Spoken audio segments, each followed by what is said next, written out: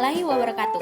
Halo, perkenalkan, saya Reski Nur Aziza dengan NIM 2107015020056, mahasiswi kelas I Universitas Negeri Makassar, program studi psikologi.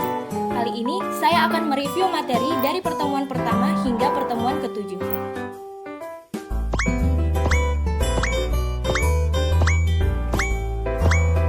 Materi pertama yang akan saya bawakan adalah sejarah aliran psikologi. Materi ini berisi pengertian psikologi, keuntungan dalam mempelajari sejarah psikologi, isu-isu yang terdapat dalam sejarah psikologi, dan pendekatan untuk penulisan sejarah.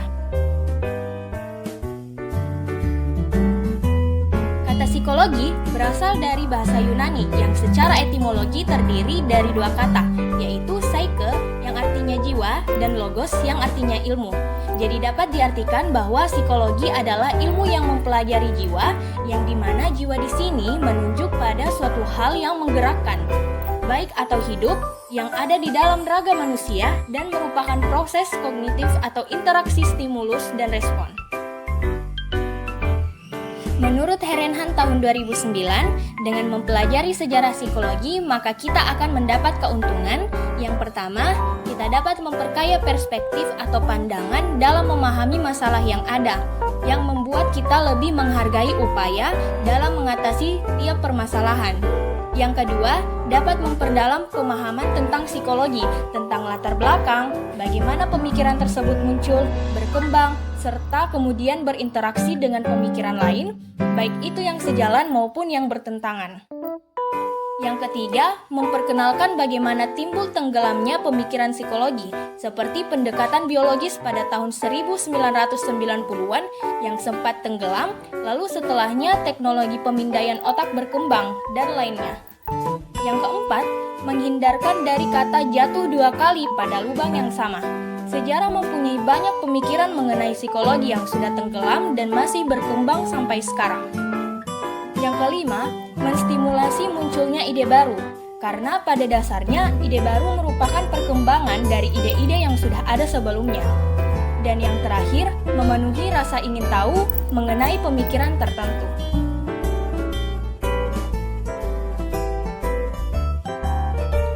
Terdapat isu-isu yang terus berulang dalam perkembangan pemikiran psikologi.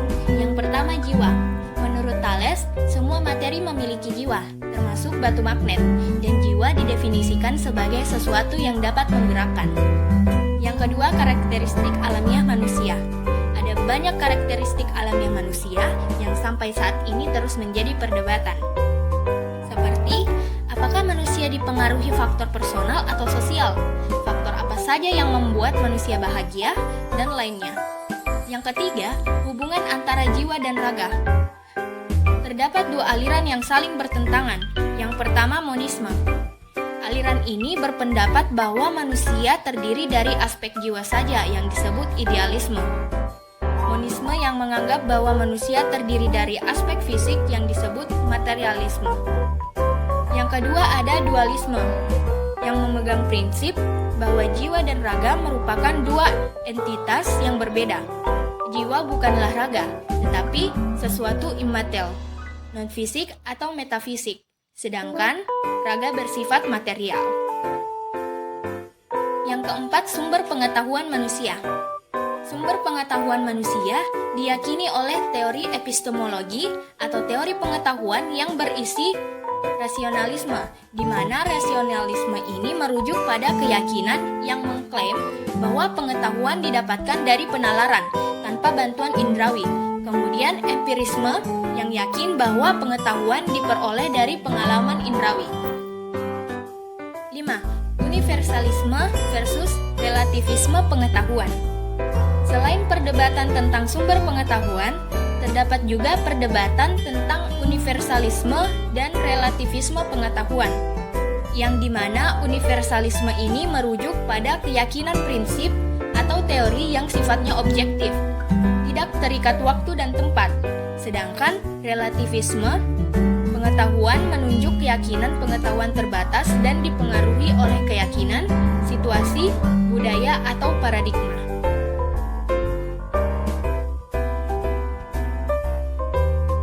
Nah, selain ilmu pengetahuan, Psikologi bisa ditulis menggunakan beberapa pendekatan yang digunakan untuk penulisan sejarah. Yang pertama ada internal versus eksternal. Penulisan internal fokus pada perkembangan teori yang ada di dalam psikologi, sedangkan penulisan eksternal ditulis dengan menjelaskan perkembangan psikologi dalam konteks luas, termasuk faktor sosial, ekonomi, politik, dan budaya yang mempengaruhinya. Yang kedua, tokoh besar versus semangat zaman. Sejarah psikologi dapat ditulis dengan menjelaskan tokoh yang paling berkontribusi terhadap perkembangan psikologi atau berdasarkan peristiwa yang mengiringi perkembangan psikologi.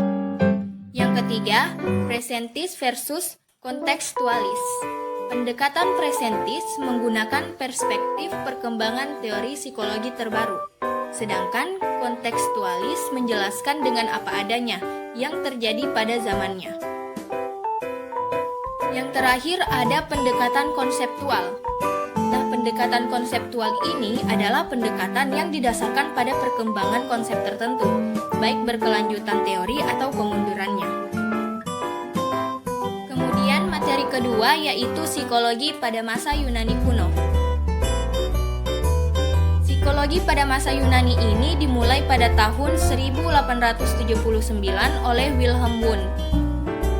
Jadi, terdapat 3 wacana serius pada masa Yunani kuno yang dikemukakan oleh Bore tahun 2006. Yang pertama, metafisika. Metafisika ini membahas apa realitas dan yang mendasari semua realitas. Pandangan pertama menyatakan realitas yang sesungguhnya adalah materi, dapat dilihat. Dan pandangan kedua, memandang idea, hal yang tak nampak. Yang kedua ada epistemologi. Epistemologi ini membahas sumber pengetahuan yang dianggap valid adalah pengetahuan yang terkemuka atau yang terbaru. Pandangan ini memunculkan pengetahuan empirisme dan rasionalisme, di mana empirisme memandang bahwa pengetahuan indrawi itu adalah pengetahuan yang objektif dan dapat dipercaya. Sebaliknya, rasionalisme menganggap bahwa pengetahuan indrawi itu tidak konsisten dan pengetahuan rasiolah yang dapat dipercaya kebenarannya. Yang ketiga ada moralitas. Moralitas yaitu wacana tentang benar dan salah. Wacana ini memunculkan pandangan hedoisme dan sinisme, yang dimana hedoisme ini menganggap bahwa kebaikan itu hal yang menyenangkan diri sendiri.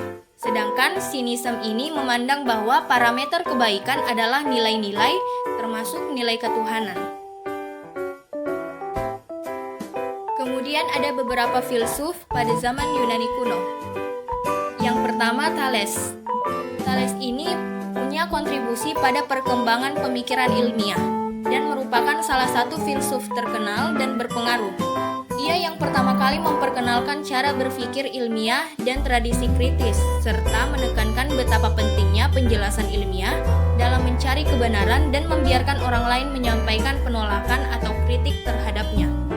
Menurutnya, jiwa pandang itu meliputi alam yang dapat digerakkan dan magnet punya jiwa karena magnet dapat digerakkan. Yang kedua ada Heraklitus.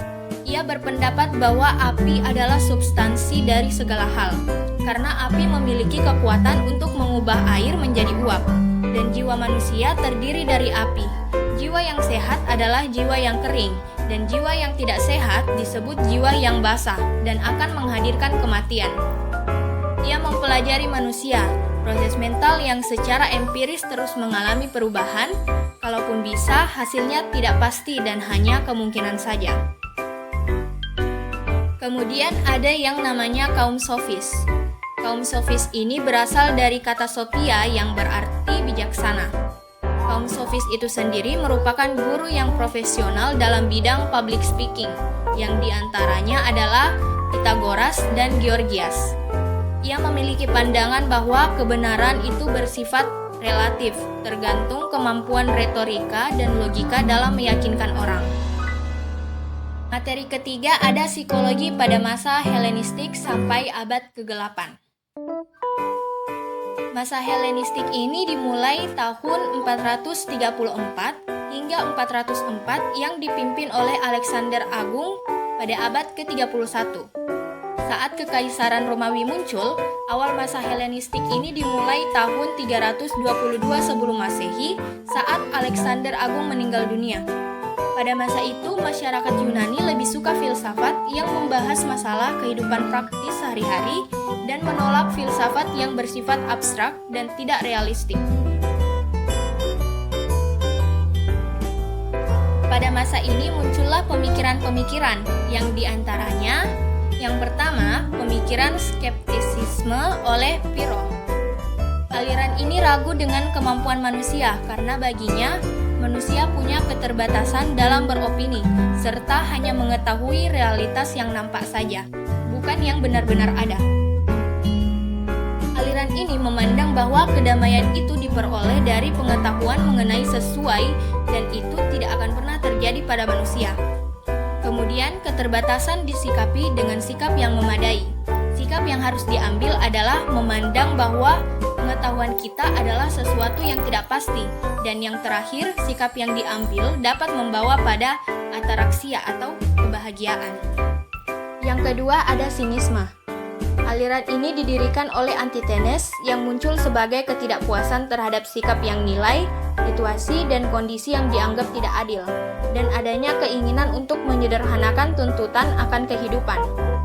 Pemikiran ini dikenal dengan nama cynic atau seperti anjing, karena gaya hidupnya yang seperti anjing, bebas makan, minum, tidur, dan melakukan seksual, tidak mengenal rasa malu, setia dan menjaga filsafat dengan baik, dan diskriminatif atau membeda-bedakan dalam memperlakukan orang yang dianggapnya teman dan bukan teman. Yang ketiga ada Epikureanisme yang dipelopori oleh Epicurus. Pemikiran ini terkenal dengan sebutan atonisme yang menganggap bahwa manusia adalah atom-atom yang memadat, dan hedonisme yang mencari kebahagiaan sebanyak-banyaknya serta menghindari perasaan yang menyakitkan. Pemikiran ini menyangkal adanya Tuhan karena baginya manusia adalah atom yang bebas dan kematian tiba jika atom tersebut tercerai-berai. Yang terakhir ada Stoicism yang didirikan oleh Zeno. Ia meyakini bahwa nalar adalah otoritas paling tinggi dan alam semesta diatur oleh aturan yang dapat dipahami oleh nalar. Jika ada Tuhan, maka itu hanya rasionalitas saja atau keyakinan yang dipegang dengan bukti yang tersedia. Yang terakhir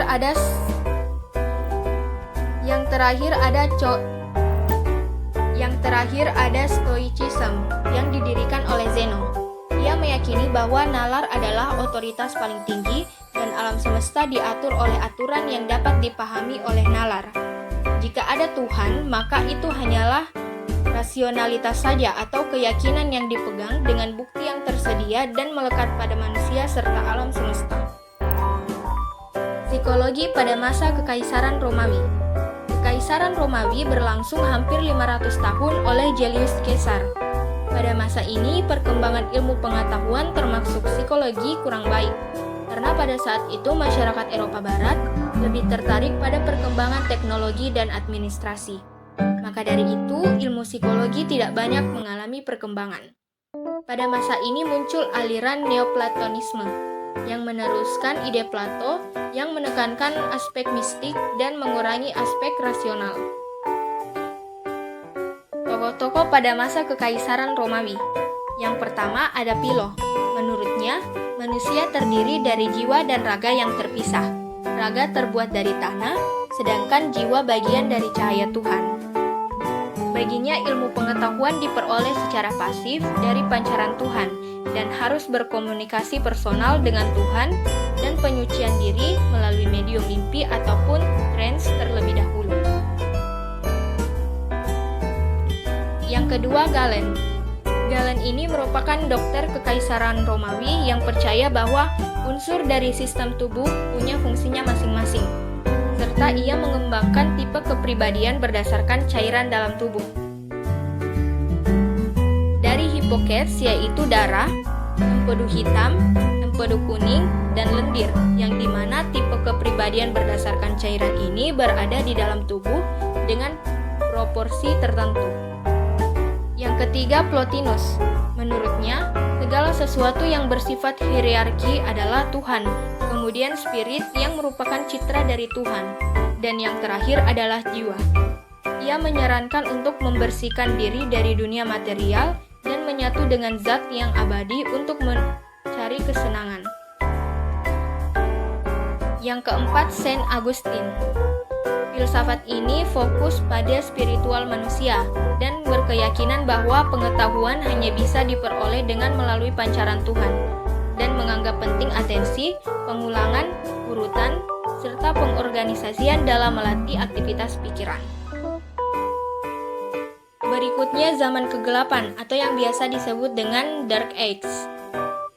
Zaman ini dimulai tahun 476 Masehi ketika Kekaisaran Romawi hancur dan diambil alih oleh Kekaisaran Konstantinopel dan berakhir saat Kekaisaran Konstantinopel hancur. Abad pertengahan dibagi menjadi 3, yaitu awal abad pertengahan yang ditandai dengan menurunnya ilmu pengetahuan, pertengahan abad pertengahan yang ditandai bangkitnya ilmu pengetahuan, dan yang terakhir abad pertengahan yang ditandai munculnya gerakan pembauran atau Renaissance. Materi yang keempat yaitu psikologi pada masa Islam. Awal pertengahan, Eropa Barat memasuki zaman kegelapan yang dimana lebih didominasi oleh penjelasan dogmatis keagamaan dari penjelasan ilmiah alamiah.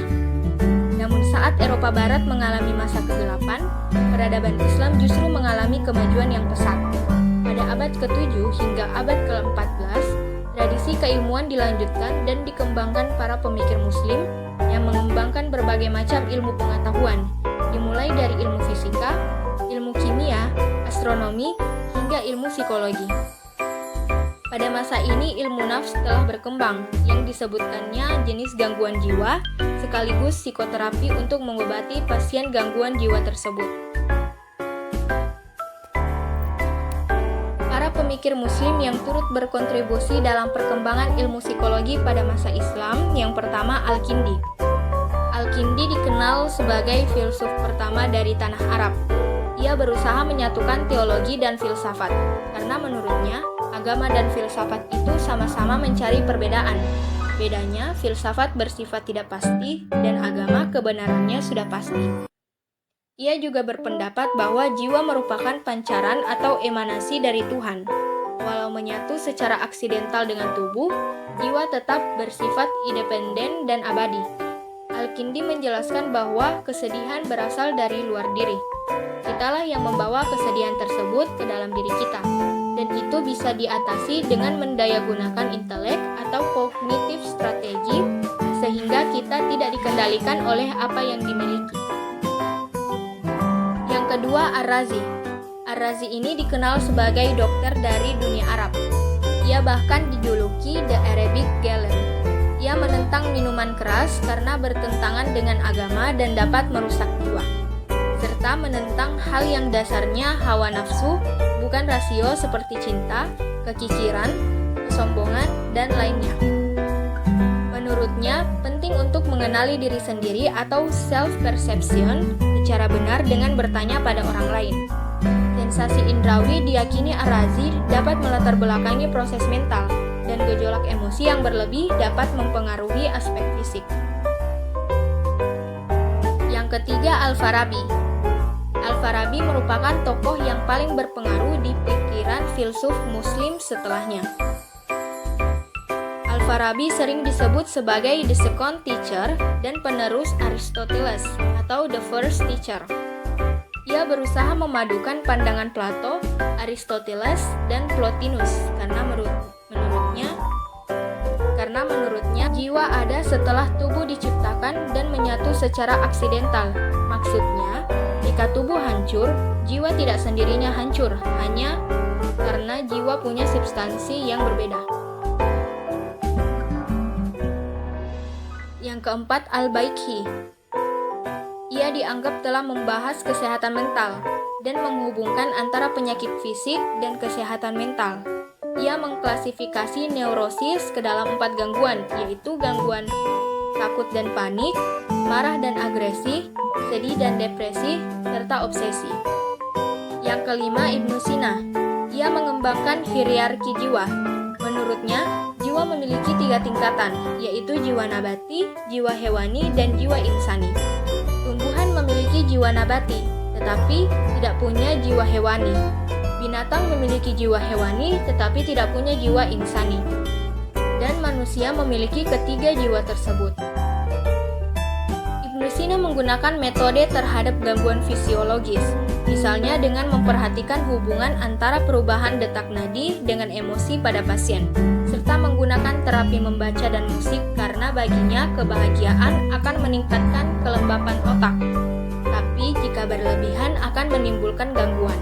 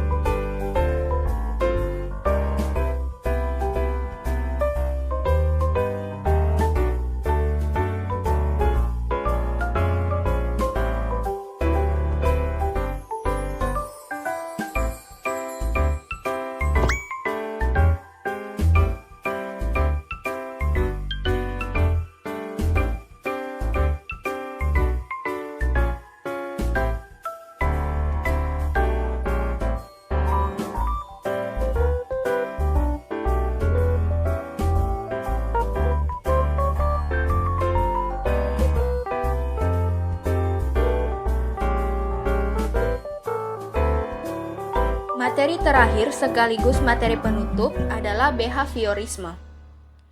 Behaviorisme merupakan aliran psikologi yang berfokus pada perilaku dan menekankan bagaimana peran stimulus yang ada di luar diri manusia membentuk perilaku melalui proses belajar. Prinsip dasar aliran ini adalah parsimoni, yaitu mencari penjelasan paling sederhana dari penjelasan-penjelasan yang mungkin. Terdapat 3 klaim kebenaran dari aliran ini. Yang pertama, psikologi bukan merupakan science of mind, tapi science of behavior. Yang kedua, behaviorisme ini menjelaskan lebih karena faktor-faktor eksternal, bukan faktor internal seperti motivasi, pikiran, dan lainnya. Yang terakhir, behaviorisme ini mengembangkan teori yang menggunakan istilah perilaku atau berhubungan dengannya.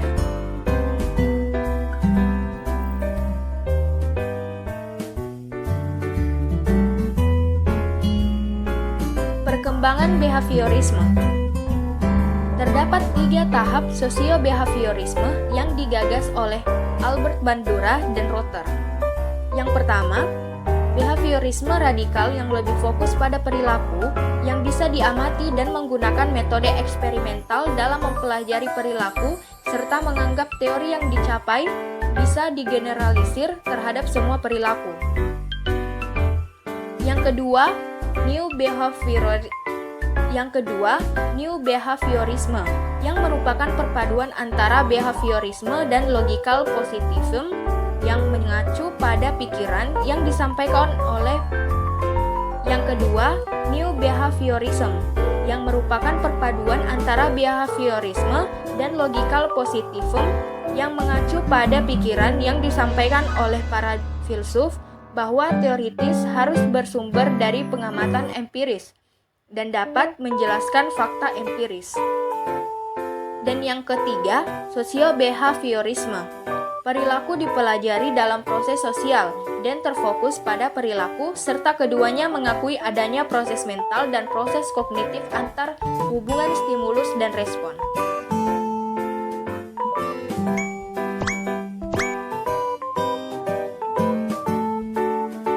Itu saja materi yang bisa saya sampaikan. Semoga bermanfaat bagi kita semua. Kurang lebihnya mohon dimaafkan. Wassalamualaikum